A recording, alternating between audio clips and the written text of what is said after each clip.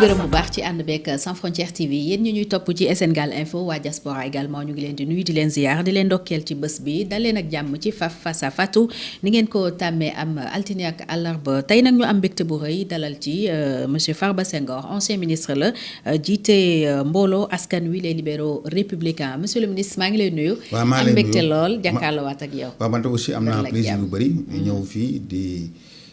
nuyu ñi nga xam ne mooy sa collaborateur yi di nuyu aussi Sénégalais yi ak ñëpp ñuy seetaan ci biir réew mi ak si bitim réew mi. jërëjëf monsieur le ministre ay at gannaaw bu ñu sekkoon lu baree bari ci wàllu liggéey ma am mbégte bu rëy dalalaat la c'est avec beaucoup d'émotion que je le dis nga nekk mun naa ko seede aussi nit ku baax comme ni ñu koy waxee nitu kese. alors monsieur le ministre li gën a lëmbee actualité mooy li ñu kaaf def. Retiré Coupe d'Afrique des Nations bi nga xam ne Sénégal gagné woon na ko ñaari weer gannaaw bi ñu joxee ndam li ñu célébré ko ba jàll ci leneen lan mooy sa réaction bu njëkk en tant que sénégalais ci mbir mi. waaw en tant que sénégalais ak en tant que sportif en tant même que ku bëgg football j'en suis outré mooy dafa metti pour plusieurs raisons benn raison bi mooy sur le plan du football. Du règlement de la CAF ak règlement FIFA beneen bi mooy aussi en tant que sénégalais ma gis ne mobilisation bi nga xam ne moom la ci autorités yi ak sénégalais yi waroon def. defuñu ko ci suffisamment. lan nga leen di reprocher. voilà benn xam nga ñoom dañu ne nangu nañu titre bi retiré nañ ko pour jox ko Maroc. 2 mois après finale bi Sénégal indi ko célébré ko ñu ne parce que Sénégal dafa génn match bi dafa abandonné daal match bi alors que règlement bi dafa ne dañ ko punir par forfait soo demee ci règlement instance yi muy FIFA wala muy CAF dafa am définition buñ ko joxe même Sénégal gii sax foo fi dem nga laaj xale yi lan mooy forfait. nga wax la ko. dañ la ko wax forfait mooy ñu programme match bi benn heure ci benn stade heure bi jot yow présenté wuloo ci biir terrain bi soo présenté wul ci biir terrain bi su boobaa. ki nga xam ne moom mooy arbitre bi daf lay may fukki minutes ak juróom su fukki minutes yi ak juróom jeexee te ñëwoo moom mooy constater forfait kenn mënu koo constater ku mooy l'arbitre central mën na consulter nag commissaire au match beeg consulter arbitre yeneen yi mais moom rek moo ko mën a constater te forfait mënta am. te su fekkee ne constaté wuñ ko donc am na ki 2 points yu essentiels point bu njëkk bi mooy dañ lay may battement 15 minutes point bi ci des mooy présenté wuloo ci terrain bi donc tu es absent absence boobu dañu ne soit yow ñëwuloo ci terrain bi soit nga génn terrain bi mi-temps am nga génn terrain bi ba nga dellusiwaat walla match bi am ay incident am ay rëq-rëq nga gedd dem su boobaa dañ lay may fukki minutes ak juróom yi su fekkee ne ñëwuloo ci la ñuy constater forfait alors que Sénégal première condition bi réuniru ko mooy fukki minutes ak ñaar moom la Sénégal yi génn terrain bi loolu lañ constaté moo nekk ci feuille de match bi moom la officiel yi constaté moom la ñëpp constaté donc bu njëkk boobu Sénégal remplirul ko alors beneen bi le Sénégal est revenu dans le match Sénégal bi muy revenir dans le match arbitre bi ci boppam xelaatu doon sax Sénégal bañ a ñëwaat parce que ñoom ñëpp gisoon nañ ni humiliation la aussi bien pour l'organisateur Maroc que match bi yem foofu donc il ne s'est même pas soucié pour dem di laaj ay yeneen arbitre yi wala muy laaj commissaire de match bi ndax Sénégal dama ko war a forfait wala déet moom yàkkamte woon na Sénégal ñëw muy ñëw leen Sénégal ñëw il a redémarré le match comme si rien n'était donc pour ces 2 points du règlement du football amul kenn koo xam ne Sénégal mën ko fi donc nañu continuer combat bi nañu porter combat bi aussi bien instance yi nga xam ne ñoo ko war a régler parce que TAS moo koy régler. tribunal arbitral du sport. tribunal boobu nekkul Afrique mi ngi nekk en Suisse dëkk bi ñuy wax Lausanne. Oui. donc cela veut dire que nekkul africain yi nekkul CAF moom moo koy juger moo koy seetaat man ci fin bi man je suis convaincu que coupe bi du delluwaat. et puis du delluwaat tant que amul décision finale ndax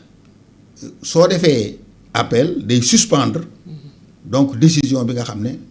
CAF jël na ko mais li si metti loolu mooy li nga xam ne mooy purement règlement bu football. beneen bi yow xam nga ne moo seen temps wu président Léopold Sédar Senghor temps wu président Abdou Diouf temps wu président Ablaye Wade temps wu président Macky Sall relation internationale yi amoon ak tous les pays du monde placer le Sénégal dans une position de leadership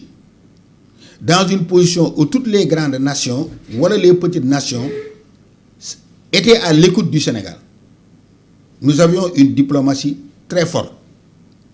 donc Sénégal kenn xalaatutoon mu mën a am relation problème boo xam ne moom ak Maroc la alors Sénégal ñuy xalaat ne moom ci boppam marocains yi danañ mën a téye d'abord 18 supporters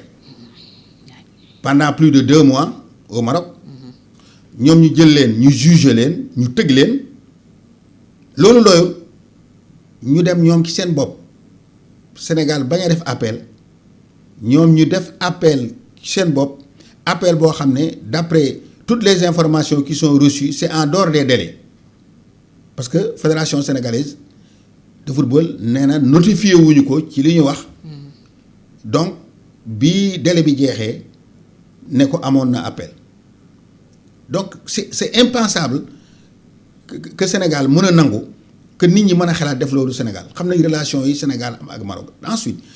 relation Sénégal ak Maroc dañuy relation séculaire benn Sénégal yi am na école yoo xam ne mi ngi Maroc ak yu nekk Sénégal nit ñi dañuy dem ak di ñëw ñu bëri dañ ñëw fi sax di jàng ci médecine ñu am ñu bëri ñoo xam ne def formation militaire au niveau du Maroc ensuite la Tidjaniya tarixa Tidjaniya bi foofu la jógee bien entendu Algérie la jógee mais le chérif s'est installé au Maroc donc relation yi nga xam ne am nañu ko GIE ba ñuy dem tous les jours ba Sénégalais di jël seen alal sax di ko ci def pour defaraat ko mais loolu c'est pas petit ensuite autorités sénégalaises yi gis nga relation dañ koy sàmm surtout des relations internationales au Maroc gaño gi benn nit moo ko takk c'est le roi parce que premier ministre bi ñu demee ba affaire bi bu mu gënee tàng il s'est rendu au Maroc mais waroon na leen indaale mais dañuy dem ñu bàyyi affaire oui dañu bàyyi affaire bi peut-être parce que c'est affaire u diplomatie la non chef d'État yi li ñu leen di doyee c'est-à-dire qu'ils s'imposent au nom de leur pays et pour leur pays à chaque fois que les citoyens sénégalais les citoyens des peuples ont besoin d'eux. kon foofu li Ousmane Sonko premier ministre waroon defu ko. non Ousmane Sonko il s'est basé pour arriver au pouvoir sur le peuple sur les jeunes ce que aiment les jeunes le plus au Sénégal c'est le football donc si des jeunes sont emprisonnés ñu jàpp leen dans ces conditions ñu gagné Coupe d'Afrique nga xam ne Coupe d'Afrique bi on court depuis des années bii mooy deuxième fois bi ñu am ko ñoom ñu tombé ak moom yàlla def ñoom la. mais quand même loolu dañ ko doon a préserver. wartoon a jógee Maroc nangoo jógee Maroc te du ñëw te Maroc mënoo ko régler ci ay président ay fédération ay premier ministre ak yooyu Maroc c'est le roi mais pour nga mën a accéder ci roi bi na fekk nga am ay relations yooyu. su fekkoon ne Sénégal bi ñu gagné dañuy jóg def visite de courtoisie. dem Maroc. dem waxtaan ak roi bi ne ko ñun kat on vient de gagner xam nañ ne au Maroc vous avez des grandes entreprises vous avez des banques vous êtes dans les travaux publics vous êtes partout vous êtes nos partenaires vous nous aidez ñun aussi dañ leen di jàppale alors ñun on vient simplement visite de courtoisie que le président de la République mënoon na déplacer wu à mon avis dem toog waxtaan ak moom parce que Abdoulaye dafa doon wax ne dafa am ay pays yoo xam ne symbole la dafa am pays yoo xam ne en matière de diplomatie alors Sénégal si boppam daf ci war a appuyer wu dans le monde arabe il faut l'Arabie saoudite da nga war a entretenir de très bonnes relations ak Arabie saoudite parce que Arabie saoudite c'est le pôle du monde arabe donc président li mu doon njëkk a def day dem wax ak Arabie saoudite wax ak naar yi wax ak ñooñu et tous les présidents du Sénégal l'ont fait que ce soit le président Senghor président Abdou Diouf président Abdoulaye Wade beneen bi Washington New York ñun dans le parti il avait dit que damay jël ay nit ñoo xam ne ba ñuy xeex de ñoo xam ne c'était nos représentants à Washington tout le monde les connaissait il y avait les Babacar Gueye il y avait les Cheikh Tidiane Samb Mountaga Gueye qui était connu nga xam ne gars yi kuy dem da ngay dem si ñoom la France c'est notre partenaire séculaire qu'on le veuille ou non il y a eu la colonisation même, oui. il y a la colonisation il y a eu transmission de civilisation civilisation européenne bi su jógee fii ba ñëw fii occidentale bi fii la jaar nous avons joué un grand rôle alors dans la libération de la France nous avons joué un grand rôle dans les relations internationales la France s'est appuyée sur le Sénégal si ay relations internationales yu noonu am yoo xam ne du président de Senghor alors Senghor avait de bonnes relations avec les pays africains que ce soit aussi ak Ablaye Wade yooyu on formait un bouclier ñu jàppalante affaire au fond les institutions de Bretton Woods le club de Paris su ñu amoon problème nga amuñu am problème am ay problème nga xam ne dañu am difficulté pour accéder au fonds le club de Paris se réunissait le président français mobilisait tout le monde et puis le tour était joué donc am na réew yoo xam ne pour donner des exemples ak Turquie après nag il y a la Chine il y a l'Inde c'est-à-dire diplomatie bi dafa war a gën a active mais nag ñoom ils sont venus ak la rupture alors que rupture mais baax na mais da nga fay teg leneen et puis aucune séparation n'est bonne benn séparation aussi alors yombul donc sooy def loo xam ne ñun ba ñu amee indépendance ba léegi ci moom la ñuy dund nga ne di xëy da nga koy dagg mais dafa war a am transition dafa war a am souplesse. da ko def ndànk-ndànk. dafa war a am souplesse dafa war a am yoon parce que nga ñëw ne way bourse yi ñuy jox jigéen ñi ci àll bi ñu ngi leen jox 60 000 francs kenn ku nekk alors man dama koy dagg parce que bourse yooyu ñu ko yoree mérité wuñu ko peut-être ñu bëri c'est leur clientèle nga coupé ko mais soo ko coupé yow ña ko yoree yëpp mënoo garantir ne 100% c'était ak Macky lañ nekkoon mais ñooñu sax Macky dem na mun nañu am ëllëg mu ñu am sympathie ak yow mais jëlal l'ensemble des ñi am bourse nga fay leen nga xool kan moo présenté wu ak kan moo présenté wul kan moo ñëwul. ku ko mérité ak su ku ko ko mérité defee wul. d'abord da ngay seet. kan moo oui pour xam est-ce que ñoom il existe physiquement ou non. da nga leen di woo te ñoom def nañ ko woo nañ leen bu yàgg ñëpp ku nekk ñoo na fayu nañ xam nañ ku ñëw ak ku ñëwul xam nga bokkuloo. soit dee na soit kii na faux la fa existé wul. soit doublon la. fictif oui. soit fictif la nga dindi ko après yi ci des nga seet leen ñu woo leen nga xool kan moo ko mérité kan moo ko war a am ak kan moo ko war a am. au plan social. mais fekk na parce que ànd ak Macky rek tekkiwul ne. mun nga ànd ak Macky mais sa doole néew ba nga mérité. ñu jox la bourse parce que tam ñëpp ay sénégalais lañu. man suñu dëkk xam naa fa ñoo xam ne seen yaay xam naa fa ñoo xam ne seen doom yi kii lañu àndal. Sonko lañu àndal depuis le départ ba léegi mais ñu amatuñ bourse c'est ça qui s'est passé partout soo ñëwee au port. am na ñu bëri ñoo xam ne dañ leen dàqoon non am na ñu bëri ñoo xam ne Sonko la ñu àndal il ne peut pas connaître tout le monde et cela s'est passé comme ça pour donner un exemple donc pour revenir ci affaire Sénégal bi ak Maroc bi alors waroon nañ aussi taxawaay boo xam ne fu président bi taxaw fu premier ministre bi taxaw ñu dóor ne lii lañ bëgg mais ni ñuy dóoree fii ne lii lañ bëgg gars yi ñëw ñu bañ ñu insister mais nañ ko def. c'est-à-dire que mënuloo soo jàkkaarloo Sénégalais yi nga dóor leen ne dëgër dëgër wax gars yi xataraayu gars yi xam nga imposé wu soo jàkkaarloo keneen koo xam ne mi ngi ci bitim réew mu war a jëm ci Sénégal nga naan non j'attends damay xaar après damay Noël mais il faut avoir uniformément alors benn comportement bi ak tout le monde. est-ce que mun naa ci dégg sa lecture en tant que homme d'État homme politique que bi régime Pastef ñëwee léegi Sénégal dafa perdre en leadership. non loolu moom c'est manifeste c'est pas man rek man maa ko wax. c'est-à-dire que position bi nga xamoon ne amoon nañ ko de par le monde que waxal naa la ko déjà que le président dañ ko doon déglu président Macky Sall pendant Covid bi. Le président Macky Sall a joué un rôle très important. Oui. Il y a eu des négociations avec les grands pays pour que fii ñu def fi usine boo xam ne dafay defar ay vaccins. bi amee guerre Ukraine bi Macky Sall s'est interposé pour que l'Afrique puisse ñu am ay engrais am ay intrants am ay yeneen. dem rencontrer Poutine ak Zelensky. Il a rencontré Poutine, il a rencontré Zelensky. Les présidents américains se sont précipités tous, ils sont venus au Sénégal. Chaque président am nga ku fi ñëw Ablaye Wade fii Bush fils tous on a été là-bas Obama et tout le monde. Les gens viennent au Sénégal parce que Sénégal dafa am lu mu représente stratégiquement. Sénégal c'est la porte de l'Afrique et c'est le joint entre l'Amérique ak fii tout le monde s'intéresse au Sénégal donc il faut que loolu mu continuer ñoom dañ leen war a encourager pour qu'ils continuent la politique était là que ñoom itam ñoo xam ne alors rien ostracisme mënut a am fenn soo dëkkee ci benn quartier mais gis naa benn waaye boo xam ne on m'a raconté une histoire quelqu'un qui s'était installé dans son quartier il avait de l'argent il avait tout il ne s'intéressait à personne mais keroog moo amee ngénte bu ku ko tuddal sax amu ko fu nekk la daw wër seeti ko pour am ku ko tuddal et c'est après alors que le commencé xam ne la vérité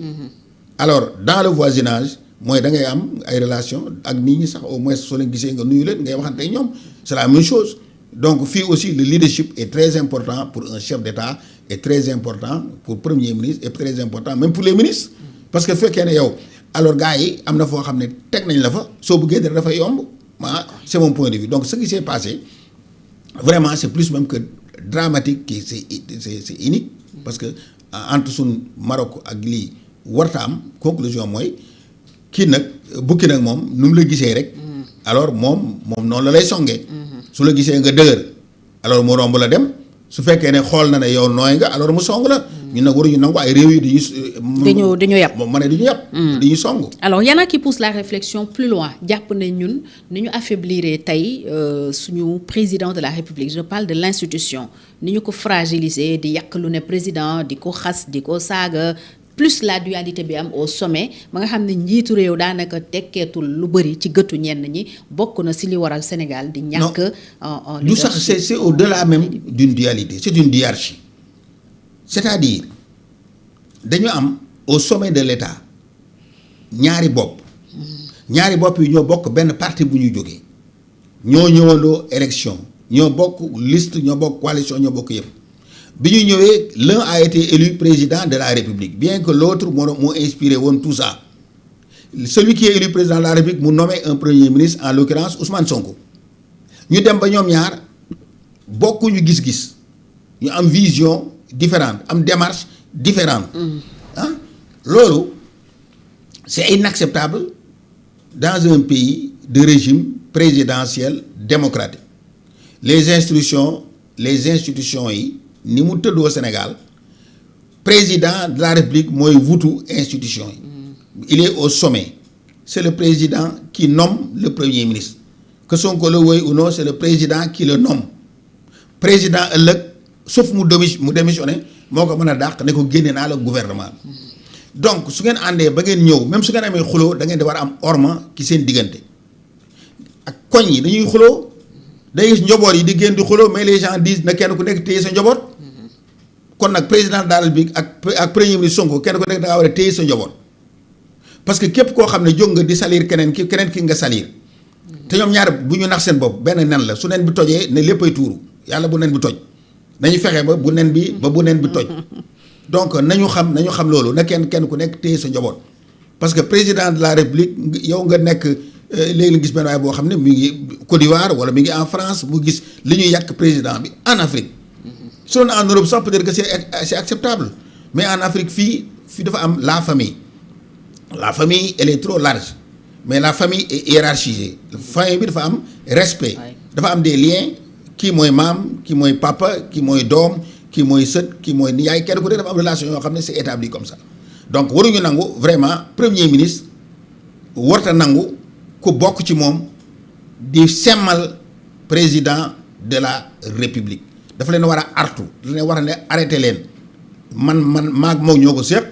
maag moom ñooy dem ñu toog ñu waxtaan ñu trouver solution mais du yéen a ciy dugg président de la République aussi wax loolu ay nitam bien que président yi moom vraiment ñoom ñaar nii dañuy diamétralement opposé parce que le président est très sobre président bi soo gisee da ngay c'est très humble moi je n'ai rien contre awma physiquement kii nii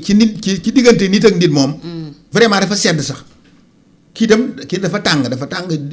jamono dafa tàng diine mais kenn ku nekk war nga fexe ba alors nga réguler système bi pour que système bi dox man loolu laa ba wax parce que ñoom ñaar su fekkoon ne parce que Sonko bi wax naan ay affaire kii la nan la ko waxee sax kii nu mu tuddati mu ne ñoom ñaar kenn ku nekk am na lu mu ko tuddee ci kii bi. li ñu waxante. cohabitation. mu ne cohabitation douce la mais y a pas de cohabitation ici. cohabitation amu fi cohabitation mooy yéen ñaar bokk leen fenn fu ngeen far le président de la République yor na réew mi comme ce qui s'est passé en France et dans plusieurs pays 2 ou 3 fois en France dem na ñu def élection législative beneen coalition wala beneen parti ñëw gagné bu mu gagné mu jël assemblée nationale nommé premier ministre am ñoom ñaar ils ont la volonté de gouverner ensemble xam nga cohabitation moo gën diarchi bi ñu nekk parce que dans la cohabitation les deux bien que bokkuñu far ils ont la volonté de gouverner ensemble ils recherchent des compromis c'est-à-dire à chaque fois su amee loo xam ne ñu ngi ko bëgg a taxawal keneen ki nga xam ne dafa bokk ci côté premier ministre ak ki nga xam ne mooy président bi ak ñi mu faral dañuy def compromis. waxtaan ba jubóo ñu jéem a waxtaan ba jubóo ba tii lii mën nañ ko def lii mënuñu ko def. léegi mu amay xëccoo c'est ça. loolu mooy cohabitation mais ñoom li ñu nekk dans une diarchie amul la volonté de gouverner ensemble mais ils gouvernent ensemble par la force des choses parce que dañoo dem ba ñoom ñaar mu am ay problème jubóotuñu te mënuñu tàggale ko boog mën nañ tàggali ko su fekkee dañu topp ne li yoon wax président bi su ko neexee heure bu ko neexee mën na dàq premier ministre. problème bi mooy assemblée nationale loolu waral premier ministre naan cohabitation douce ndax moom moo investir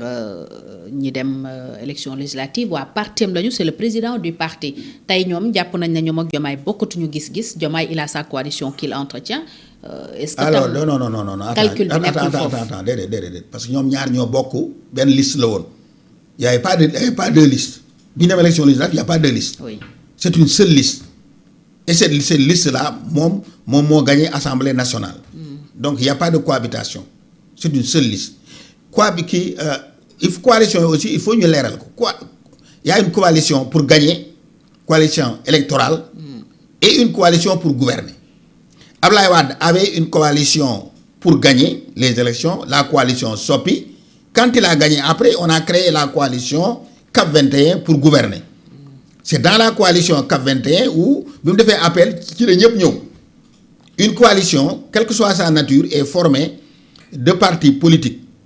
yoo xam ne dañu am seen këyit am seen récépissé am yëpp plus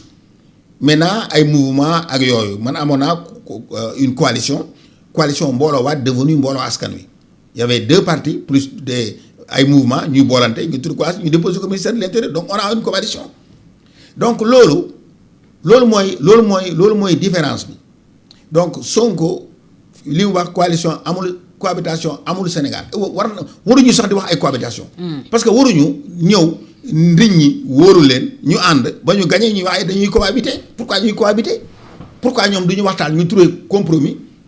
pourquoi du ñu waxtaan ñi nga xam ne ñoo ànd ak ñoom ñuy xuloo ci seen gannaaw di leen yàq lu nekk ba député yi mën a dem assemblée nationale yàq président lu ko neex du yoon. kooku Sénégal yëpp lay naqari day naqari Sénégal yi même africains yi ko dégg daf leen naqari. ban solution politique nga gis pour régler mbir mi. non benn solution politique mooy ñoom qui reviennent en de meilleurs sentiments ñu xam ne ñoom ñoo laajoon réew mi ensemble nañu bàyyi ki nga xam ne mooy président de la République mu doxal mandaam ba mandaam jeex ñoom ñu bokk liggéey heure bu mandat bi jeexee nag wala suñu demee ba mu bugg a jeex ba mu des ay 6 mois ak yooyu mais su leen neexee kenn ku nekk kii ne man maay nekk candidat kii ne maay nekk candidat ñu xuloo. kon coowal candidature bi dafa teel. mais c'est prématuré. parce que apparemment c'est 2029 le problème. non le problème peut ne pas arriver en 2029. non ñoom candidature 2029 fi mu ne mooy seen. non problème su dee candidature président su dee candidature présidentielle. Sonko dafa am gàllankoor bi mooy problème bi am ak Mame Niang moo tax il a été condamné ba du mën a bokk ci élection yi mu topp toutes les procédures ba mu jeex ba mu dem rabat d'arrêt ñu ne ko yow lii tu es condamné mënuloo nekk en conséquence ñëpp jàpp ne mënut a nekk candidat mu bugg a génn ci loolu peut-être que mënu ci génn nit ñi xalaat ne yaakaaroon na ne président de la République mën na ko ci dimbale mais loolu carré donc loolu moom mooy combat bi peut-être entre ñoom. ensuite beneen bi ñoom ñoo d'accordoon kii nekk président de la République institution yi ak constitution du Sénégal ñi nga xam ne ki mu reconnaître mooy moom na ko bàyyi mu def mandat ba mandaam jeex man noonu laa gisee mbir yi donc lu ñu mën a def lu mooy loolu solution du ci am benn bi nag mooy nañu moytu di jàppante nañu moytu ñu jàppante parce que suñ jàppantee lu nekk mën na xew ci seen diggante li ñu liggéeyoon ak su néew lu ñu commencé nii dootu yegg donc man li ma gis mooy ñu solution bi gën ci réew mi mooy ñoom ñu dellusiwaat en de meilleurs sentiments mais beneen solution moom baaxul ci kenn. du ci ñoom limogeage wala démission baaxul. limogeage wala démission baaxul. soit nañ jël hypothèse u Sonko démissionné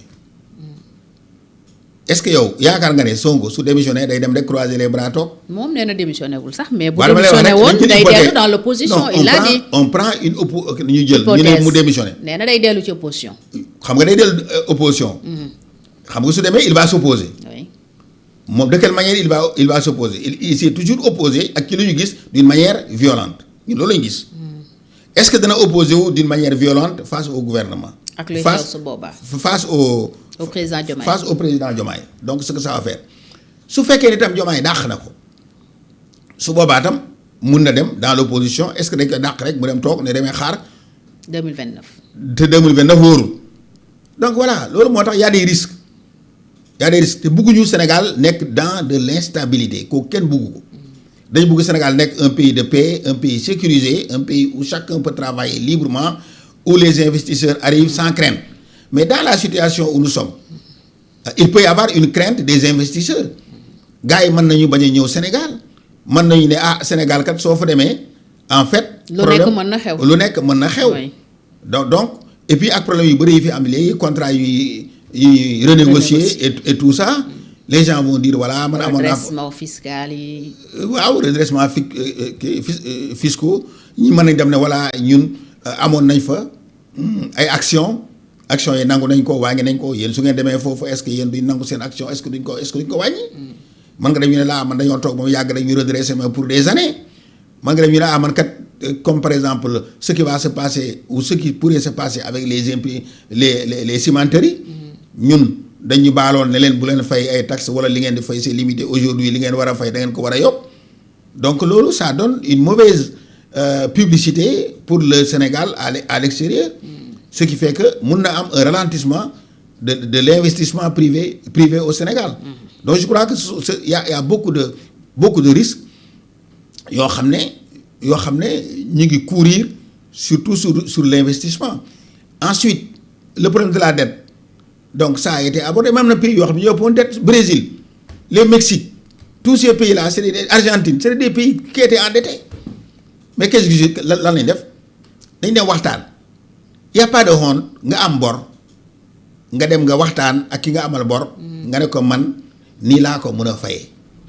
parce que la restructuration permet aux pays qui le demandent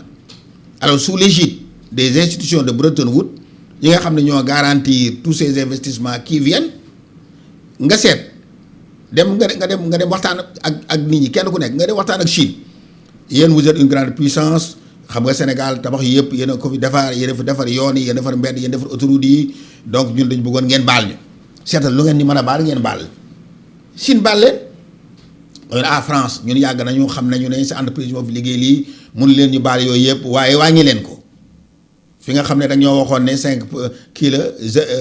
2% la defal ñu ko 0,5% mu ne waaw dama leen koy wàññil nga ñu ne ah Maroc bon yow sama doomu ndey nga xam nga ne au lieu que xam naa ne yow mënu ma laa ñàkk a fay. yow yaa ak Maroc yaa ak Turquie mënu ma leen ñàkk a fay. mais comme suñu ay doomu ndey ngeen te yéen vous travaillez avec nous ñun ce qu'on veut mooy alors dañoo bëgg ngeen échelonner ñu ko. yokku délai yi. di yokku délai yi parce que yéen xam naa ne yéen il faut ngeen am xaalis donc au lieu que ñu ngeen fay ñu ko dans 5 ans nañ ko def dans 20 ans. c'est ça la restructuration. masla daal masla. restructuration mooy loolu ça da ngay waxtaan ak kenn ku nekk sous l'égide des institutions de Bretton Woods mooy la Banque mondiale et le Fonds monétaire ak les partenaires ngeen bokk ngeen waxtaan ngeen seet loolu lañ leen di laaj ñu ne non nous sommes des souverainistes lañu ñun daal du ñu def loolu ñun dañ leen di fay mais mën nañ leen fay mais fu ñu jëlee xaalis bi leen fay. xaalis bi leen di fay dañuy dem leb sur le marché de l'UEMOA la ñuy dem leb saa yu pays yi nga xam ne ñoom ñoo ñu wëri ñoom marché boobu la ñuy dem ñu lebal ñu mais. nga dem lebi tubaab ba sax nga xam ne moom du ko nett du ko dem fenn moo ko gën a nga dem noo africain bi li benn noo waa jëri mais Sénégal ma dañuy dem ñuy dem ñan naan seen café mais Sénégal maa leen lebal. lu ñu fayee mais man maa dem génne sama 400 milliards maa génne sama 200 milliards ba lebal leen. nga dem ci Ivoirien bu nga def ko la les Ivoiriens ils disent Sénégalais. temps yi dañu ñoo leen di lebal li ngeen demee xam nga ne yéen chaque fois ngeen naan yéen a Côte d'Ivoire yéen a yem xam nga ne amul yéen ak ñun parce que li ñoo leen yore léegi. waaw léegi noonu lañ gisee Sénégal. noonu lañ ko gisee donc. ñoom dañuy daw daay tàbbi jëmb c'est-à-dire man dem négocier ak koo xamul nga négocier ak borom mu ne cell kenn du ko wax moo gën sa ñi nga xam ne ñoom nga àndal mooy les africains. ñu dem say nawle ñu dem di ko nettali. non c'est-à-dire qu'il faut que ñu bañ a dem ak seen xol. kon bañ restructuration bi c'était pas une bonne option. c'est une très mauvaise option parce que restauration du dara loolu la. Premier ministre nag dafa jàppoon ni il y va même de la crédibilité du Sénégal. mais ci restructuration bi. mais nga dem leb Ivoirien bi di la ko ñaawalee wala nga dem béninois bi comme dama dem jël exemple ñoo xam ne dañoo lebal. béninois yi ak je crois béninois yi ak je crois. Ivoiriens yi ak Ivoiriens yi. exemple la ñooñu mais ñooñu dañu koy wax des Maliens. des Burkinabés ak Maliens yi ak ñooñu ñëpp dañu koy wax. toute l'Afrique. boobu moo gën a bon parce que sa dëkkandoo la. benn waay dafa wax naan man su may lebi kilo ceeb dama koy lebee fu ñu ma xamul waaye dama ko lebee fu ñu ma xam ci sama koñ bi parce que su ëllëgee rek ma naan yow maa lebaloon kilo ceeb bi mais damay dem fooxul wala ma dem sama doomu ndey ma leb ko koo xam ne peut-être que du ko def nga dem Maroc sax nga leb ko wala nga dem leb Turquie moom moo tax ne sax c'est bien que entre africains on peut le faire mais c'est pas bon donc loolu mooy affaire bi parce que yow da ngay nekk rek opposition ngay gouverner ngay xeex ngay dóor ngay kii ab finalement yow da ngay yaakaar ne xam nga lépp mën nga lépp parce que tout est facile il est très facile que yow sa bopp nga nekk opposant en ce qui concerne par exemple dette cachée tu sais que c'est quoi c'est très simple lan la dama nett naa ko keroog si benn télévision ma ne leen yow sa bopp nga am boutique bi ci koñ bi boutique bi ne yow man damay la bay weer de waaye 100 000 francs du ma ko passé ci yow parce que man xam naa yow li nga àttan donc yow soxna Fatou 100 000 du ma ko passé. nga daal di ñibbi nga ne waaw man daal non ce que je vais faire c'est très simple léegi nga ñëw gis borom boutique bi ne ko waaw léegi damaa waxtaan naa ak sama waa kër damaa bëgg man kaye laa yoroon. boo xam ne kër gi yëpp la. léegi damay wutal kaye sama jarbaat bi nekk fii ak jabaram ci biir kër gi. damay wutal kaye sama surga bi. maa leen garanti nag soo demee ba mënuñoo fay nag ñëwal wax ma waaye ñoom na kenn ku nekk am sa kaye donc ce qui s'est passé Sénégal kayem bi xam nga kon du passé mukk yow xam nga doo passé ci boutique bi 100 000. parce que loolu mën nga ko maîtriser da nga koy fay tous les jours. mais suñ ci boolee woon sa garbaat bi ak sa surga bi da ngay dem ay 150 000 wala ay 120 000. te boutique bi du ko nangu. te borom boutique bi du nangu léegi ngay waxtaan ak borom boutique bi ñee kenn ku nekk indi kayam di fay. gars yi ñëw rek gis ko rek gis kaye yi nag laa ilaaha illallaah kii kay moom am na bor yoo xam ne daf ko nëbbu parce que fekk naa ci borom boutique ba ñaar wala ñetti kaye yuuxu ko ci àdduna bi. gars yi wër gis kaye yi mais gars yi ñu ngi fay affaire yaa ngi loolu mooy li nga xam ne moom moo xew te loolu on aurait dû l'éviter parce que pendant 2 ans on ne s'en sort pas non seulement on s'endette tous les jours parce que weer wu jot dañuy leb donc li nga xam ne moom la ñuy leb nii moom la ñuy fayee ñi nga xam ne ñooy liggéeykat yi. salaire yi. moom la ñuy avancer waa BTP bi alors moom la ñuy mottalee projet yi nga xam ne mi ngi fi nekk te gars yi nangu ñu lebal tant que lijjantuwuñu suñu problème yi. ak taux yi ñuy lebalee. taux yi ñuy lebalee ay 6,75. ay nangam alors que on aurait pu 7 oui. ak yoo xam ne dañu pour koy des maturités de 3 ans. am na sax est-ce que amul 1 an sax. donc taux de maturité yoo xam ne c'est-à-dire que yow dañu laan da nga koy fay ci ñetti at da nga koy fay ci benn at alors que fële benn am na yoo xam ne presque doo fay dara concessionnel. yoo xam ne da ngay dem 0 franc yoo xam ne da ngay ñëw 0,5 su dee da nga ne ci partenaires yi rarement 1 mais loolu on en bénéficie plus. donc gars yi ñu ngi ñëw on aurait pu avoir ça auprès de la Chine auprès de l'Inde auprès de tous les pays mais gis nga dafa am connexion du système privé international gis nga américains yi lu ñu xuloo ak chinois yi ak européens yi ak indiens yi ak lu ñuy jàppante ak chinois yi gars yi ñi ngi collaborer di jaayante ci suuf. Tu as même vu que pétrole bi ils ont permis à la Russie de vendre du pétrole 1 mois la ko kii may. Tu as vu bi guerre Ukraine bi commencé gars yi ak Nord Stream ak yooyu dañuy jaay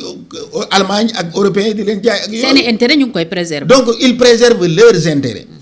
fi mu toll nii jarul fëgg dënn man lii maa def lii xam nga lu ñu bëgg léegi Sénégalais yi ak réew yi développement la ñu am Guinée maa ngi xool seen ay images tous les jours mais la Guinée est en train de se reprendre. de décoller. ay investissement yu mag mais loolu nit ñi bëgg. ay borom xam-xam sénégalais yu bëri di fi jóge. ñëpp di fi jógee dem ci beneen réew parce que duñ gisati seen bopp fii loolu xam nga bu njëkk dañoo wax naan dañ daan yuuxu xam nga daan perte des cerveaux ak affaire fuite des cerveaux. waaw ak fuite des cerveaux voilà fuite des cerveaux lañ daan wax ñi di koy xeex di conscientiser nit ñi mais léegi ma kan nga mën a téye di. mais ci situation bu critique bi Sénégal nekk on reconnaît tous que c'est grave que c'est alarmant lan moo ciy responsabilité wu opposition bi ak ñi fi jot a jaar pratiquer état ci nga bokk.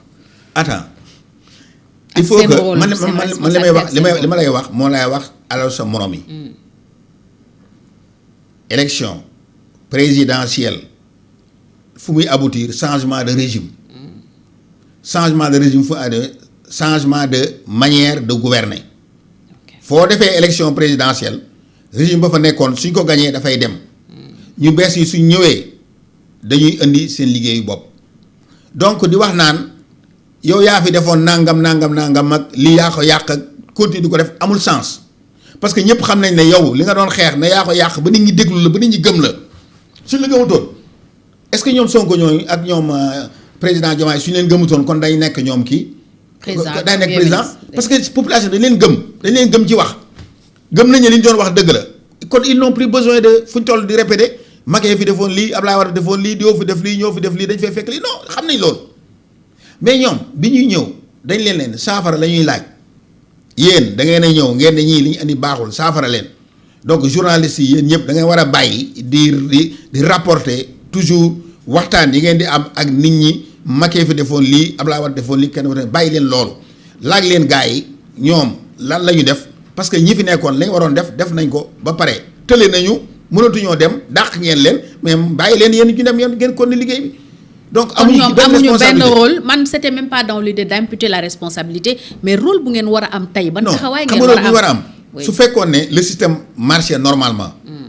président Diomaye ak son premier ministre dañoo juboo gars yi di ànd di liggéey tout marche su boobaa mën nañu dem di xeex di opposé ak ñoom mais fi mu toll nii mais seetaan leen. ñaari coups yi ñoo nekk ci biir mbalka mi ñoom ñooy xeex. On n'a pas besoin de se mêler à ce combat-là. Mais du ñoom rek parce que Sénégal tam économiquement mi ngi sombré. waaw ñun ce qu'on peut dire ñun li ñu mën a def ñun li ñu mën a def attirer l'attention de tous les Sénégalais sur la situation qui se passe man sax man au lieu que ñuy woote ay réunion ay Dakar nii li ñu waroon def loolu yàgg naa koo wax dañ war a dem ci àll bi dem ci àll bi nag du nga dem Kaolack nga dem def fa benn conférence de presse wala nga dem wax ak gars yi. wala nga dem seeti les marabouts nga dem waxtaan ak ñoom gis nga marabouts yi nii les khalife généraux ak ñëpp lu ñuy vivre ñu ngi koy vivre toute la situation yow marabout Touba bi tous les jours doo dégg maye naa fi ay 500 millions maye naa fi ay 100 millions est-ce que su fekkoon ne gars yooyu dañoo yoroon xaalis su fekkoon ne amuñu woon benn problème est-ce que marabout khalife général dana leen may xaalis dana jël xaalis di leen ko jox. xam nañ li xew parce que dañoo xam li xew donc les marabouts xam nañu li xew. marabouts yi on n'a pas besoin tous les jours di dem. di expliquer xam nañ li xew mën nañ leen koo wax nag dégg nga li ñu war a def mooy ñu dem ci nit ñi dem ci biir àll bi dem ci biir àll bi nag du Thiès du Kaolack du Tamba du Kolda du Ziguinchor du Saint-Louis du Diourbel xam nga fan la c'est dans le monde rural am na ñoo xam ne xamuñu monde rural bi fu mu féete c'est-à-dire dañoo war a jël ay équipe ñu dem ci communauté rurale yi dem ci village yi di waxtaan ak gaañ yi former des jeunes yoo xam ne ñooy wax ak nit ñi ñuy dégg seen ay discours mais nga toog fii Dakar comme ce qu'on fait nous tous ba campagne ñëw nga dem loo am jël mais pour nga reconquérir réew mi dafay metti te fi mu toll nii économiquement ça chauffe dans le monde rural yoo xam nga da ça ni muy sauver fii gars yi di kaas noonu lay sauver feneen voilà. Alors ñoom bi ñu yegsee dañu jàppoon ne agriculture bokk na ci levier principal bi ñu war a sukkandiku pour développer réew mi ñu bëri d'accord nañ d'ailleurs que ci mbay le Sénégal war a gën a mën a sukkandiku ñu yootu autosuffisance souveraineté bi ñu yegsee loolu lañ doon wax mais tey itam baykat yi ñu ngi ci ay jafe-jafe ñi mujjee bay gerte gis nañu ni ñu nekkee ci ay tolof pour écouler gerte gi chinois yi ñëwuñu ndax dañu tëjoon frontières yi ñi nga xam ne ñooy ñiy bay ay légumes soble pomme de terre yu mel noonu gis nañu leen keroog ñu tuur ko ci tali bi ndax ñoom itam mévente mënuñu ko jaay mënuñu ko conserver muy yàqu ci seeni loxo li tax ma lay laaj loolu mooy nekkoon nga ministre de l'agriculture lan mooy problème bi tey ba tax ñu nekk ba tey ci situation yooyu même situation bi sax dafa mel ni lu gën a grave parce que lu mel ni quand même. non xam nga tuddee nañ ko monde rural développement rural tuddee nañ ko ministère de l'agriculture sécurité alimentaire lu nekk. L'autosuffisance tuddee nañ ko autosuffisance tuddee nañ ko sécurité tous c'est la même chose. xam nga l'essentiel mooy lan te tu l'as dit que plus de Sénégalais yi plus de 70% sax ñëpp ay baykat lañu. que levier bi nga xam ne moo gën a wóor mooy agriculture bi. parce que l'agriculture ci la am na ay industrie agroalimentaire yu ci mën a génn am na transformation am na lu bëri yoo xam ne mën na cee génn loolu lañ waroon a doxee mais xam nga fii sooy ñëw rek ci soo nekkee nguur gu bees yow subvention rek ngay wax subvention ngay dégg dañuy subventionné nii wala ñii dañ ciy lekk wala gars yi ñu ngi ciy lekk ak yooyu c'est bien mais da nga war a transformer alors gouvernance su agriculture bi ba nga xam ne ñoo ngi li ñu doon def duñ ko mën a def man ay bons impayés maa ngi fi génne man maa dóor ci table gi jour bi ne bon impayé dootu amatul de bon impayé le plan REVA man maa ko xalaat maa ko gis maa ko bind ba mu yegg donc ak Habib Sy ak Aguana nous sommes les deux qui ont été au début et à la fin des transformations agricoles mooy le plan REVA ak la Guana ñun ñoo ko def donc on xam nañ ko xam nañu li nga xam ne moom mooy plan REVA ak Guana li ñuy def yooyu yëpp foofu la. mais dañu ñëw agriculture ce qu'ils ont fait cette année-ci le ministre de l'agriculture la première chose à faire mooy déwén du ñu joxe semence. waaw c'est-à-dire premier jour bi ñu ubbee campagne bi dafa ne ren kenn du joxe jiwu gerte. waaye léegi yow soo nee man du ma leen jox jiwu gerte am opérateur yoo xam ne dañ doon jënd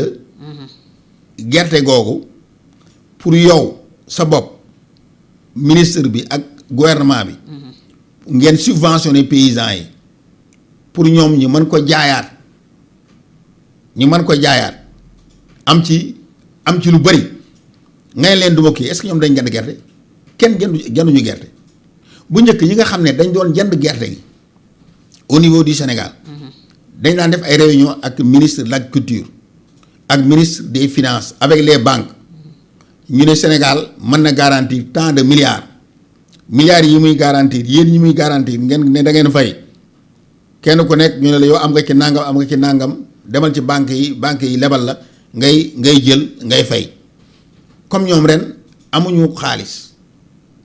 parce que banque mondiale FMI plutôt mais ñoom ñaar ñu benn lañ arrêté nañu ak partenaires yi xaay bi doon indi Sénégal xaay amul donc le financement n'a pas eu lieu ku la wax ne ci àll bi les points de collecte yi ñu doon def noonu am na presque amul fenn. jooytu nañu ils ont da ngay dem département ba mu jeex da nga fay gis benn point de collecte te benn point de collecte boobu ça ne marche pas et puis ce qu'ils ont fait xam nga Sonacos jënd de da nga dégg Sonacos ñu ne la Sonacos jënd na lu bëree bëri ay 150 000 tonnes ay 400 000 tonnes war na ko jënd. premier ministre loolu la waxoon. attends même su ko jëndee gerte gi ñu jënd mbappat la man maa la ko wax mbappat. dañoo wanteer. c'est-à-dire paysans yi ñoo wanteer gerte gi amul benn foo xam ne ci àll bi fi ñuy jëndee gerte gi jëndee nañ gerte 305 francs c'est-à-dire xaw ma nu ñu def nag ba gars yi ñu jox leen xaalis wala ñu yore xaalis jëndkat yi dañ koy jënd ñeent fukk ak juróom benn ñeent fukk ak juróom ñaar juróom fukk li ci ëpp yëpp 90% yi ñuy jënd loolu lañ ko jëndee te dañ koy jël loolu dem yóbbu ko Sonacos jaayee ko Sonacos prix normal. 305 francs.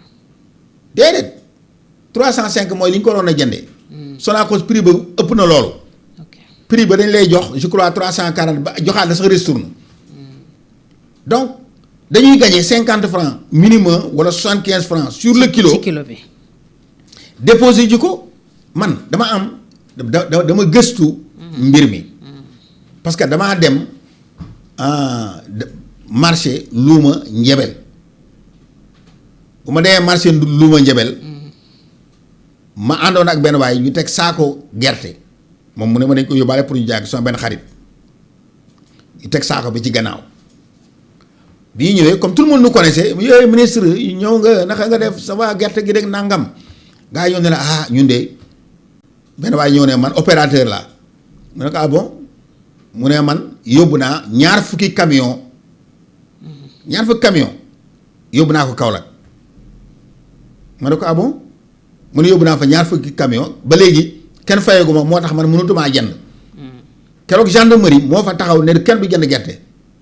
kenn jëndul nag bi gendarmerie ñëwee amul kenn koo xam ne dañu arrêté tout a été arrêté mais xam nañu noonu def quelqu'un est venu nous proposer gerte gi dañ koy jënd par sac bi gendarmerie defee noonu ne kenn du fi pesé ñu arrêté balance yi arrêté tout xam nañu def dañuy jaay gerte yi évaluation da ngay gis ku bëgg a ngénte këram bu ku bëgg a takk bu ko am gis ko am déchet gis ko am bor mënu koo fay lu muy def pesé wuñu de dañuy évaluer saako bi war na mat juróom fukki kilo juróom fukki kilo yi juróom fukki dërëm laa koy jëndee wala ñeent fukki dërëm ak juróom laa man maa fekkee loolu maa ko gis donc tu as vu pour te dire que dafa am rëq-rëq bi mooy ñàkk xaalis bi. Sonacos jënd na lool waaye lu bëri li mu jënd gaa yu mbappat ñoo ko jaay. baykat yi gisuñu ci seen bopp. les circuits ont été faussés. baykat yi am nañ ñoo xam ne ba léegi seen gerte yi ñu ngi ko teg te gerte yu bëri nëb nañ gerte yu bëri dañu yàqu et puis alerte naa ko à plusieurs reprises ce que le ministre de l'Agriculture doit faire deux choses yu importantes. Renouveler le matériel de pesage matériel bi ñuy peser mooy bascule yeeg yooyu yëpp dañ ko war a renouveler parce que man gée ngi neew bascule ba ma doon jaayee dama defoon ne bascule alxuri la ak ñoom Elias ya fa nekkoon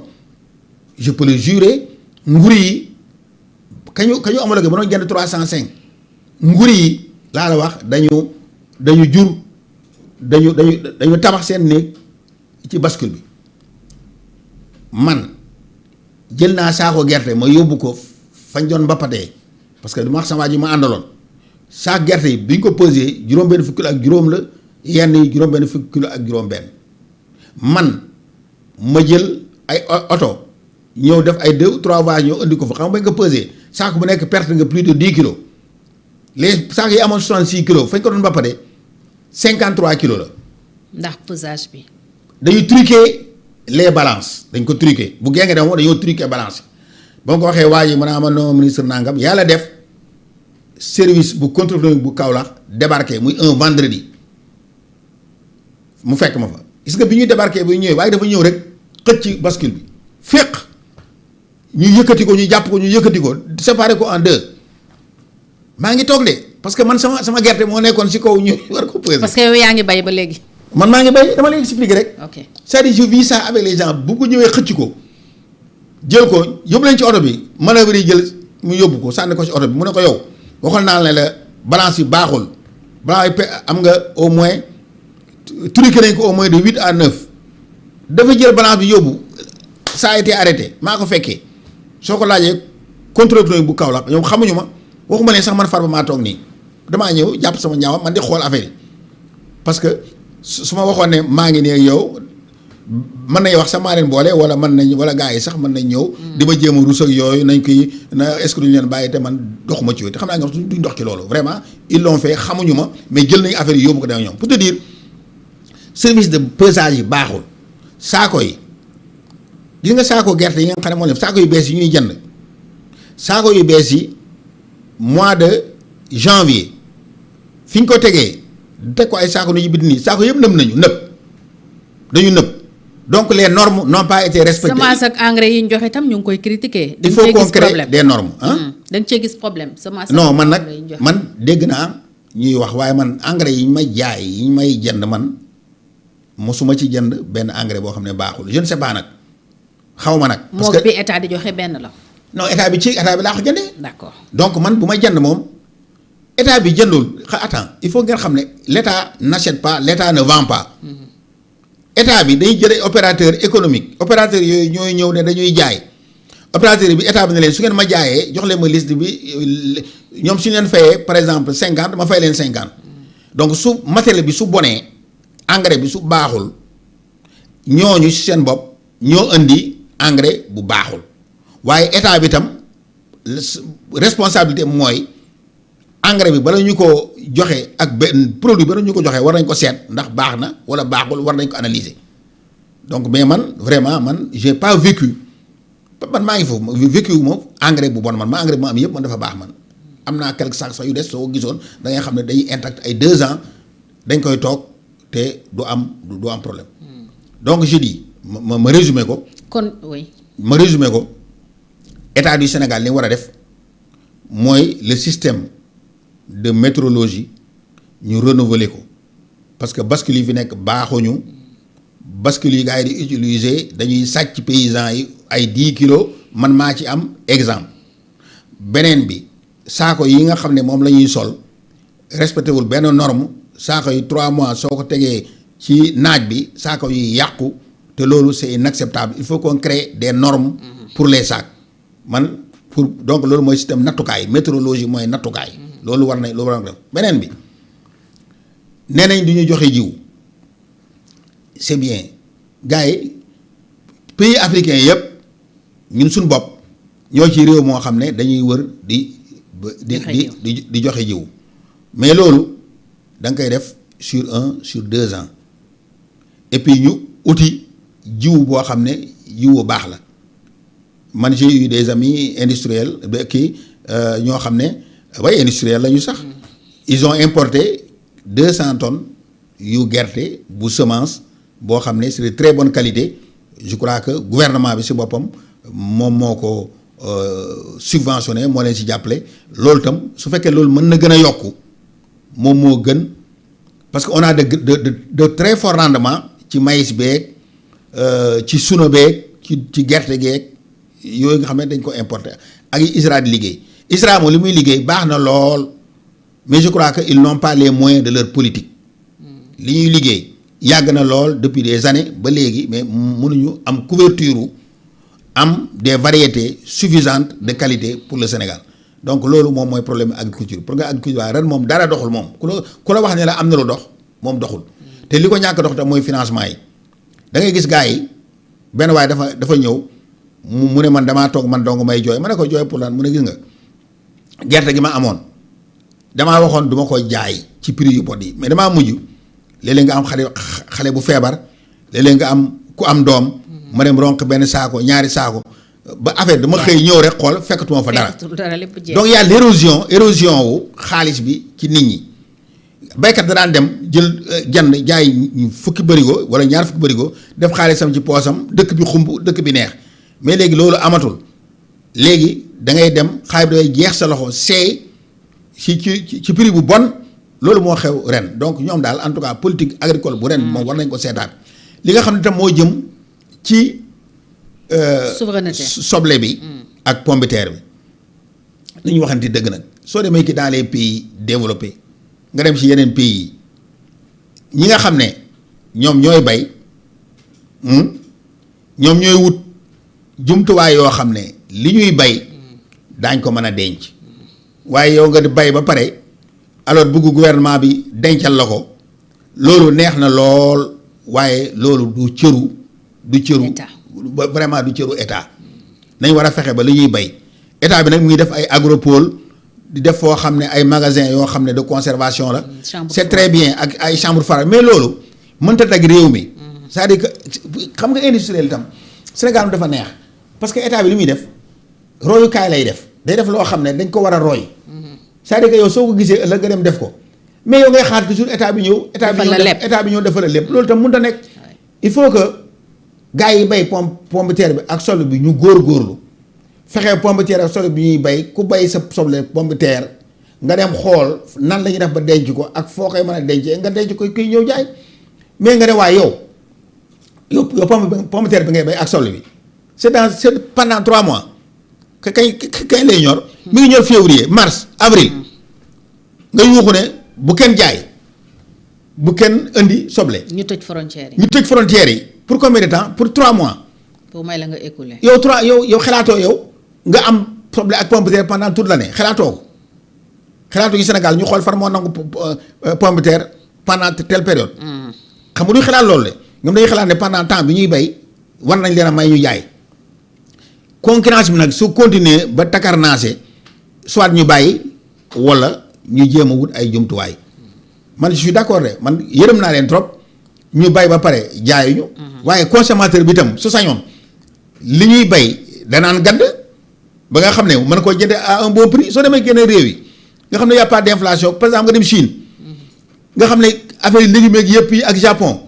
ak Taïwan ak yooyu man dem naa ci réew yooyu nga xam ne affaire ba jaru fa dara. parce que dafa bëri ñëpp dañuy bay dafa bëri donc yow da ngay gis ne soble bi alors affaire bi ñu bëri am nañ ko nga bàyyi nga wàññi li ngay bay soble nga dem bàyyi ko ay poro. wala nga dem bàyyi ko ay yeneen ay lentilles wala nga dem bàyyi leneen mais quand même yow da nga bëgg ñu defal la lépp loolu mënut a nekk. il faut que Sénégalais aussi xam ne le développement demande des sacrifices. Les sacrifices état mënu ko def ñun avec Abdoulaye Wade on a un état interventionniste. c'est-à-dire que état bi day réguler situation bi su gisee fii manqué fii ñu yokk fii su gisee fii dëgër fii ñu woyofal lii mais je crois que noonu la ñu war a def donc il y a une responsabilité qui incombe aussi bien l'État du Sénégal mais qui incombe aussi les agriculteurs les industriels et presque dans tous les domaines gars yi dañuy xaar ñu defal leen yëpp loolu c'est la facilité. mënuñu bañ a wax ci candidature Macky Sall lan nga ci. non la candidature de Macky Sall est une candidature exceptionnelle pour le Sénégal pour l'Afrique et pour tous les citoyens du tiers-monde qui sont épris d'équilibre, de paix, de sécurité et de développement. Parce que Macky Sall nag qu'on le veuille ou non c'est un Sénégalais. Gis nga président Abdou Diouf ak Chirac su fekkoon ne taxawuñu woon est-ce que non président Ablaye Wade ak Chirac su fekkoon ne taxawuñu woon est-ce que yow yaakaar nga ne kon yow Abdou Diouf dana mos a nekk mukk secrétaire général bu francophonie parce que c'est le président du Sénégal Ablaye Wade moo xam ne moom jot na ci réew mi la plus haute fonction au niveau du Sénégal mooy président de la République yow amatoo looy xëccoo ak citoyen sénégalais yow da ngaa war nga ne jaaraama citoyen Sénégal naa la jàppale loolu moo taxoon président Ablaye Wade daal di ànd ak Chirac ñu jël kële ñu def ko mu dem francophonie. tey jii su fekkoon ne président de l'Union africaine taxawutoon mat sëg daal ne damay jël Macky Sall ma jël candidatem posé ko au nord de l'Afrique mais kenn du ko posé gis nga nit ku nekk da ngay seet la nga am nga doyloo ko nga xam ne ñi nga bokkal mbir mi kenn ku nekk am na lu mu mérité am na fu mu war a egg mënu fa yegg su boobaa nga jàppale ko donc les autorités sénégalaises dañ waroon a jàppale président Macky Sall mu dem ñu xam ne sénégalais bi dem na su ëllëgee ñu xam ne baatu Sénégal lay demee. kon yow su comprendre ñoom ni ñu doxalee man mënuma ko vraiment mënuma ko comprendre parce que nit ki loo am ak moom meroog moom loo am ak moom animosité ak moom yow da ngay xool tam gis nga état tam Abdoulaye Wade dafa ñu doon wax ne day souffler le chaud et le froid. day màtt di ëf. ñu ne ko lu tax yow Abdoulaye Wade yow nga ne da ngay màtt di ëf mu ne non soo gisee ma màtt rek xam naa ne def nañu loo xam ne man loolu ànduma ci bokkul ak sama gis-gis bokkul ak sax intérêt bi nga xam ne moom la waroon a nekku ci waaye damaa xam ne tam su fekkee ne lépp damaa bëgg su ma xëccee ñëpp fekk si ma danaa mës a xëcc affaire bi dog donc day am loo xam ne yow da nga koy bàyyi da ngay xam ne lii da lay gaañ da ngay xam ne lii baaxul par exemple mais da nga koy bàyyi da ngay xam ne Macky Sall mii di xëccoo moom di xeex ak moom amul lu lay jëriñ parce que amatu leen niveau bokk leen fu ngeen nekk donc da ngay bàyyi nga yolomal mais bët bu. rusul toj bët bu rusul toj Macky Sall mii suñ ko jàppale woon président Diomaye premier ministre ñu dem naxanteeg moom ba ne ko yomb ci biir secrétaire général des Nations Unies. est-ce que ëllëg 2029 dana fi nekk di candidat dina ñëw di leen sonal. non d'abord moom du ñëw parce que d'abord mu nga fa. ndax mandaam du jeex. mais ensuite du jël kenn di ko xiir ci ñoom. parce que danaan ñii kat fañ jaar ak man ak li ma jàppale man ñoo ngi du ma xeex ak ñoom donc ñoom loolu la ñu war def beneen bi aussi dañ waroon a dundal diplomatie sénégalaise. parce que diplomatie sénégalaise amoon na terrain d'entraînement. su fekkoon ne par exemple ministre affaires étrangères ak premier ministre wala président bi mi ngi jël avion mi ngi dem di xool dem ci yeneen réew. ne leen voilà man kat jar na sax le président de la République ñaan Trump laa wax mu ñaan ko da ko damaa bëgg nga recevoir ma. woo Poutine ne ko recevoir ma yaay kan maay président Sénégal non damaa bëgg waxtaan ak yow parce que ñun Afrique dañoo soxla am une présence accrue dans les instances internationales et on a l'occasion c'est Macky Sall. defal ko campagne daal. est-ce que su boobaa su ko Trump waxtaan ak moom peut-être qu'il le trouvera très sympathique parce que président bi amul problème. kon su ëllëgee mais dana ko jàppale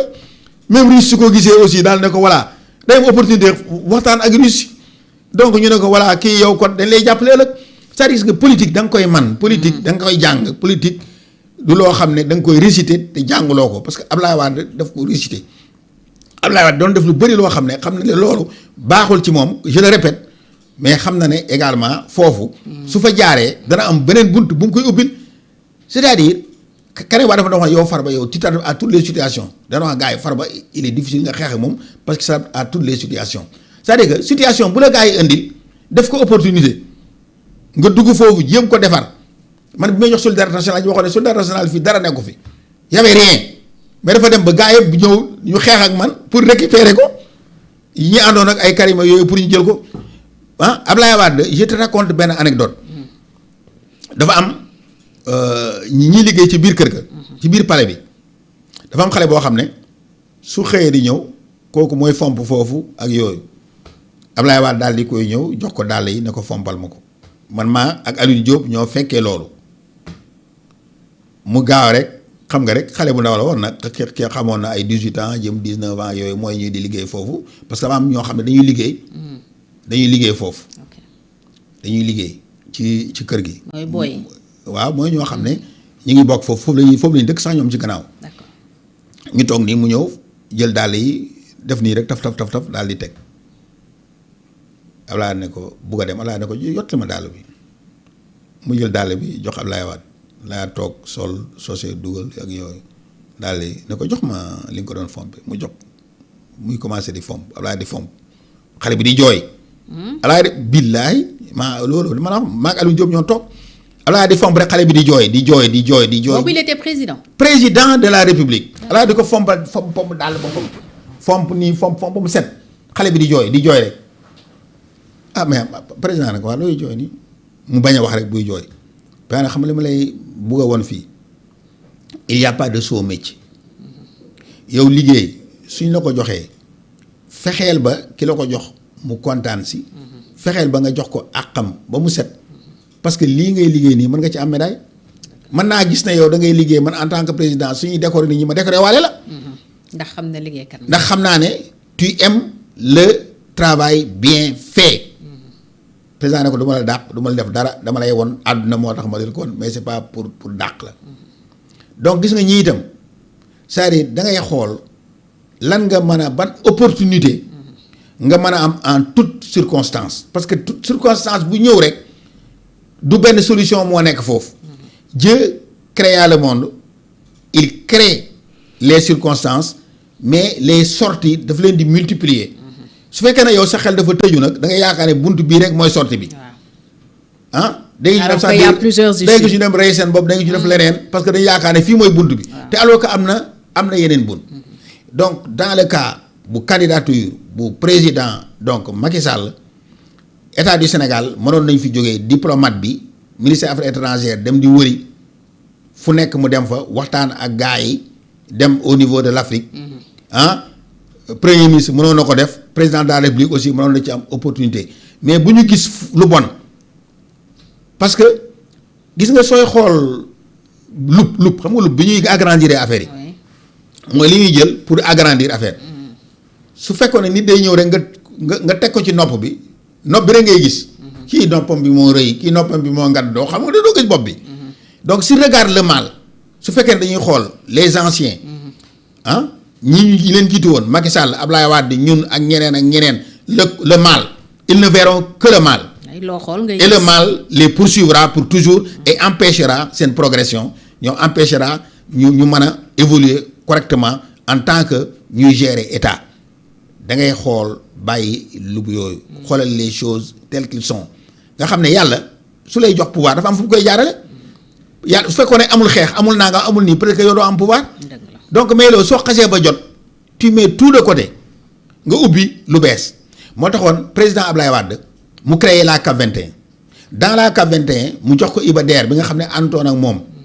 dans la CAP 21 waa socialiste yu bëri ñëw dugg si ñoo xam ne mosuñu woon a ànd ak moom ñi àndoon ak ay ñoom Djiboka ñëw dugg si ñi àndoon ak ñoom ñeneen dugg si ñu ànd ak ñoom c'est-à-dire que loolu pour wan gars yi ne leen nous avons gagné. yéen fekkeewu leen ko mais nous allons gouverner ensemble parce que li ñor réew mi mooy gouverner ensemble mais c'est pas gagné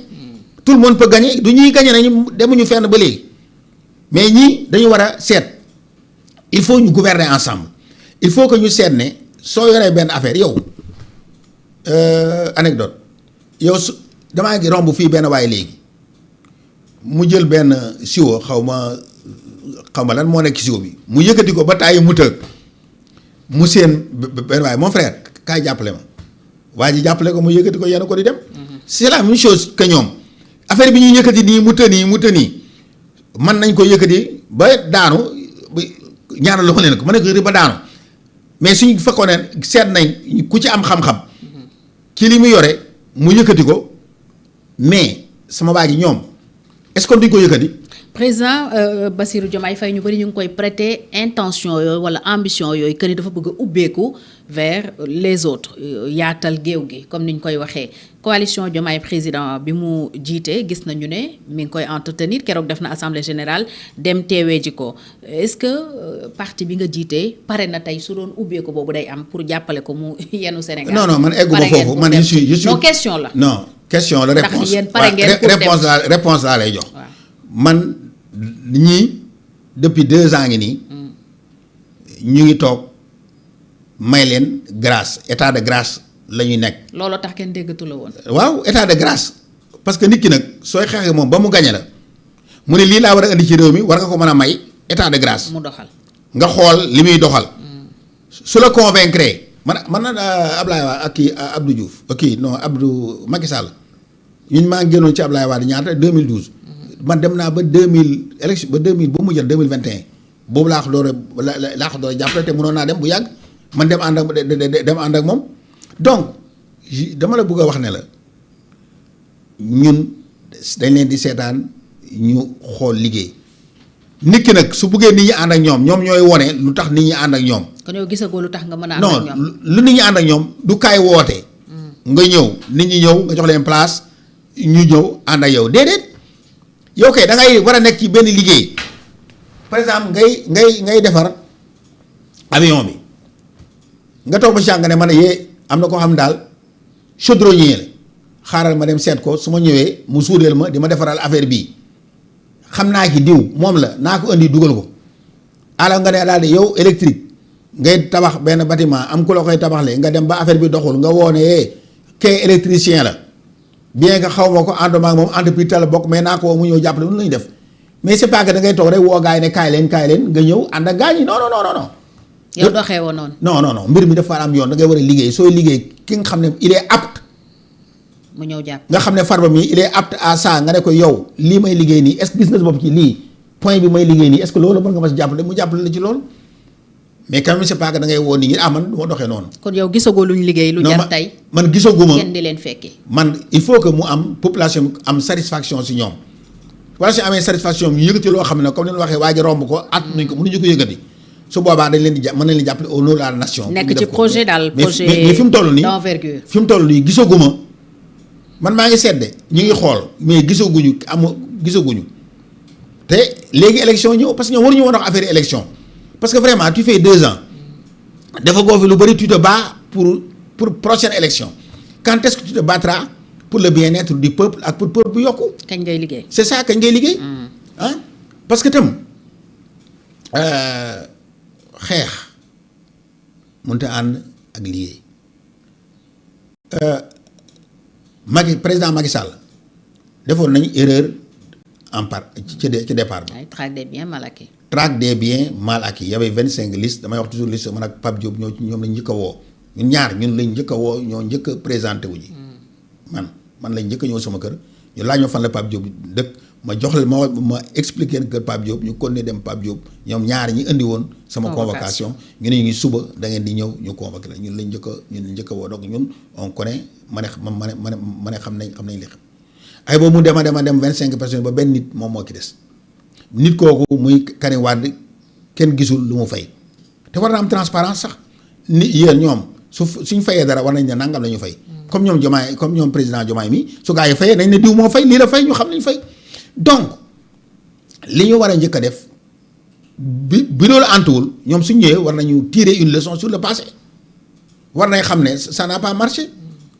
te fi ngi toll nii y a beaucoup de problèmes yoo xam ne pour affaire yi marché ma ne du yomb donc te tant que ñu ngi continuer di xeex mënoo di dóor ak benn loxo bi di lekk benn loxo bi. guitare ak wokkatu. mënuloo guitare ak wokkatu ma ne mënut a ànd donc leur problème bi ñu yore nii mooy problème boobu mooy lu leen gën a handicapé mooy xeex bi ñu dugg. reddition des comptes. reddition des comptes bi du ñëpp ngay dóor Abdoulaye dafa ñëwoon dóor 2 ou 3 personnes ca départ ba ñëpp xam ne dóor na leen mu yemale ko fa les gens avaient peur c'est-à-dire Abdoulaye dóorutoon gars yi pour xeex ak ñoom mais dafa dóoroon gars yi pour que gars yi ñemee ñëw ñi bëgg a ñëw ànd ak moom ñi ñemee ñëw ànd ak moom. loolu moom doxul Macky Sall def na ko fii ñi xam ne dañ leen waroon jàpp parce que bu dee dafa am ñu luubal alalu askan wi n'est pas question que ñu leen di. non xëcc ñuy ñëw di faral ñoom pour bañ a. kaw Ablaye Wade reddition des comptes dafa war a am. non Ablaye Wade amul kenn koo xam ne defoon nga jéeya wala def nga loo xam ne warul te jàpp ñu dama laa bëgg wax ne la. contrôle bi ñuy contrôler nii ñoo Ablaye Wade ñoo fi indi woon amoon na sax ci temps Abdou Diouf amoon na fa ay IGE ak yooyu yëpp amoon na ba léegi mais dama la bëgg wax ne la le but audit yi ak contrôle yi ce n'est pas de débusquer des voleurs c'est de rendre performant le système bi gérer réew mi pour que foo xam ne am na ay fautes procédure administrative ñu leen waru leen ko def koo xam ne dem nga lekk xaabaabal ñu jël la wane la en exemple. oui nga fay. mais nga jël massivement tu prends tout le monde. nga ne ñëpp ay sàcc lañu nga dem ba mujj gi fukk yi nga jëloon benn ak ñaar moo ci des. c'est ça qu'il faut éviter. waaye ñii di am ay noolu yoo loolu moom. c'est une erreur. loolu mooy erreur bi c'est-à-dire mënuloo jël nga jël ñëpp. jàpp ñëpp tëj. et puis tu fais une déclaration. te leerul nga ne Farba mii bii mooy mujj ay mu présenté wu. mais xam nga loolu tam xam nga yooyu yëpp da ngay susciter benn animosité benn adversité tey da ngay gouverner te kuy gouverner da nga war a moytu adversité inutile parce que am na ñoo xam ne sëriñ yoo xam ne soo laalee seen taalibe dañ lay mere am na taalibe yoo xam ne soo laalee seen sëriñ dañ lay mere am na ñoo xam ne soo laalee seen famille dañ lay mere soo laalee seen xarit dañ lay mere. di la xeexee nu nekk di la xeexee nu nekk donc yow bala ngaa laal nit da lay wóor na la kii nga laal nii. def na ba soo ko jàppee day naa ay la yéwén kat. kii li mu def nii. ñu teg preuve yu leer ñu teg ay preuve yu leer mais xeex pour xeex rek du yor réew daf lay gàllankoor. da ngay tasaare say énergie également. da ngay xam lan moo tax. yow nit ñi wateel la. nit ñi wateeluñ la pour tes beaux yeux. nit ñi wateeluñ la pour xeexal la xaj na nag am na ci. waaye nit ñi dañ laa wateel pour nga transformer la vie du Sénégalais pour que le Sénégalais exactement bi nga xam ne alors moom nga fekkoon mu nekk ci 9 wala 7 nga yóbbu ko ci 12 jëm 15/20. la dernière question am nga yaakaar ci Diomaye ak Sonko mi yóbbu Sénégal fu gën fi mu nekkoon. fii 2029 ni ñuy doxee nii moom. sama diggante ak yàlla laay wax ni ñuy doxee nii moom gëwuma Sénégal avancé comme ni ñu koy waxee ñun ni ñu ko bëggee woon gëwuma ko suñu changé nag. xañ na am leneen waaye di xeexoo ñaari yite réew mi ñuy xeex ñuy jàppante ñuy warante seen nit ñi bés bu nekk ñii di saaga président ñii di saaga premier ministre ñu di leen woo ay tribunal ñuy dem léeg-léeg kii wala ñuy jàpp la daal di lay def kii juge la dans 2 ou 3 jours daal lay génne ne la demal ñii def leen 1 mois ñii 2 mois nga daal di continuer waat di xeexaat weer rek lañ ma tëj kii soo saagaa président dara doo ci fekk dañ lay tëj weer nga demaat nga ñëwaat non c'est-à-dire que loolu tant que mi ngi fi ku la wax ne la liggéey dana am itam